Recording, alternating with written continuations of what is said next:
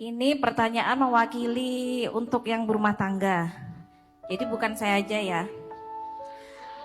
Apa Iya, kita biar cepet iya aja ya. Iya.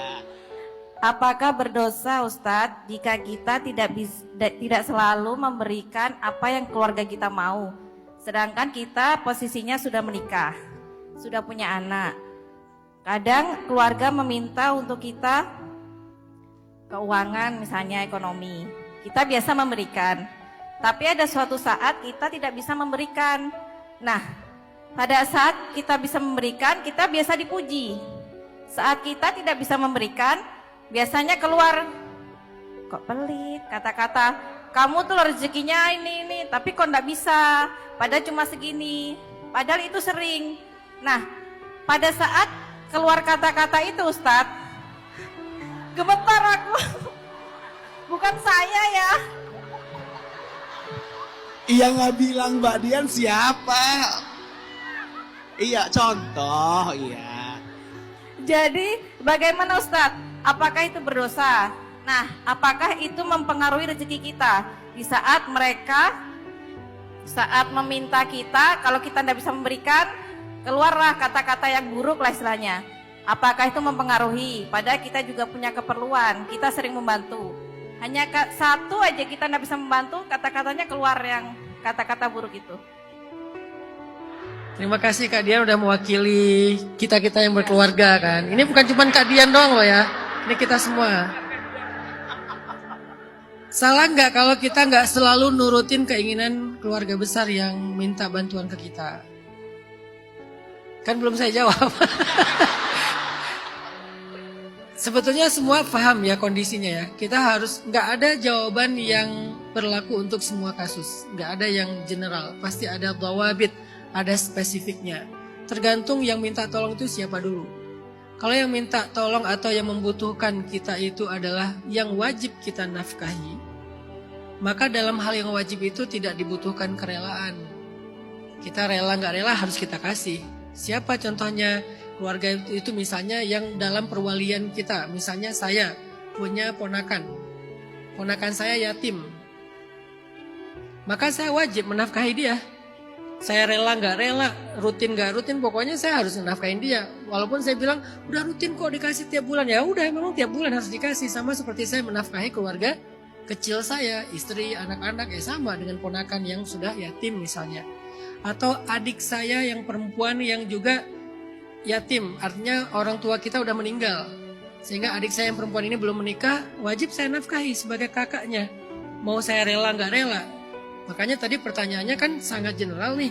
Saya coba lihat kasusnya. Kalau kasusnya yang meminta tolong atau minta bantuan kita itu memang berada di dalam perwalian atau kewajiban nafkah kita dan kita mampu, wajib rela ataupun nggak rela.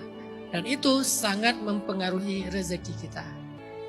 Kalau kita nggak mau memberikan hak dia, Allah akan berikan hak dia dari orang lain. Sehingga rezeki kita itu akan dilimpahkan kepada orang lain. Misalnya di dalam harta kita itu kan ada 2,5% zakat misalnya ya. Kita nggak tunaikan zakat nih tahun ini nih. Maka Allah akan memberikan rezeki itu kepada orang lain yang 2,5%-nya sama untuk dia keluarkan. Berarti kalau rezeki kita 100 juta per tahun, 2,5 juta nggak kita keluarin nih.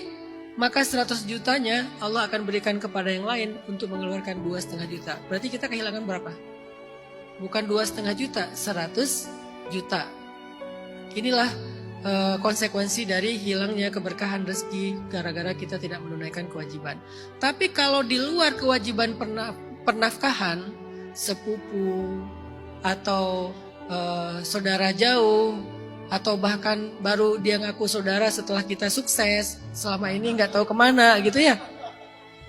Maka kewajibannya sama dengan kewajiban kita kepada sesama muslim yang lainnya. Lihat kondisi dia, bukan lihat hubungannya. Kalau yang pertama tadi kan lihat hubungannya. Terserah kita rela nggak rela tetap harus kita berikan. Tapi kalau yang ini nggak lihat hubungannya, tapi lihat kondisinya. Satu, dia tuh ternyata emang benar-benar butuh. Bukan males, bukan jadi ngandelin kita, bukan manfaatin. Emang butuh, dan butuhnya memang dia belum survive ya. Jadi butuhnya masih rutin gitu. Selama kita masih mampu, Kalau saya memilih tetap memberikan bantuan kepada dia, karena dengan membantu dialah saya mendapatkan rezeki yang berkah. Allah tambahkan rezeki saya. Kalau dia benar-benar butuh, biasanya dalam Islam disebut dengan orang yang ta'afuf, orang yang menjaga iffah. Apa itu ta'afuf? Dia tuh butuh banget, tapi dia nggak mau menghinakan diri dia sendiri dengan cara mengemis, dengan cara meminta-minta. Dia hanya minta kepada kita untuk menjaga kehormatannya dan menjaga kehormatan keluarga. Orang kayak gini layak dibantu sih. Walaupun bentuk bantuan kan gak harus selalu materi kan. Dengan sekolahin dia kah? Dengan ikutin dia kursus kah? Dengan upgrade skill dan value dia kah? Supaya dia bisa mandiri juga. Tetap kita biayain misalnya. Nah, itu bagian dari cara kita membantu dia. Tapi mungkin awalnya gede, tapi setelahnya dia mandiri. Daripada tiap bulan dikasih 1.500.000, tapi rutin, gak berubah-ubah keadaannya. Ada kondisinya kayak gitu. Tapi kalau yang diceritakan Kak Dian tuh kayaknya sih bukan yang ini sih. Justru yang agak-agak manfaatin. Sampai ada istilahnya orang baik biasanya ketemu sama orang yang suka manfaatin. Jadi kalau kita baik biasanya kita dekat sama orang-orang yang suka manfaatin kita gitu. Buktinya apa? Buktinya kalau dikasih dia muji, kalau nggak dikasih sekali, keluarlah kata-kata yang buruk tadi. Kamu pelit, kamu apa, dan segala macam dengan ancaman-ancaman. Nanti rezeki kamu gak berkah, bla bla bla. Gak usah khawatir. Kalau orangnya memang kayak gitu, pertama dia tidak sehat secara perilaku, secara akhlak. Lagi pula selama ini udah kita bantu, maka tidak membantunya sesekali bagian dari cara kita mendidik dia. Tidak membantunya sesekali adalah bagian dari cara kita mendidik dia supaya lebih mandiri, supaya lebih semangat dan seterusnya. Saya pikir kondisinya sangat berbeda tergantung orangnya. Kemudian yang kedua, semoga Kak Dian Anggraini diundang oleh Allah Subhanahu wa taala ke tanah suci. Bukan dipanggil, maaf. Diundang. Salah diksi ya. Dipanggil Allah, diundang Allah. Ya, diundang Allah ke tanah suci.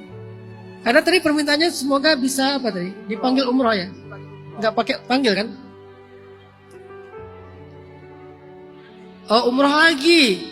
Umroh dan haji. Oh, nambah haji. Umroh dan sekarang. haji. Oh, mau apa lagi doanya? Mau apa Jadi, lagi? Oh, udah. Semoga Kak Anggraini diundang umroh dan haji. Begitu juga kita semuanya insya Allah.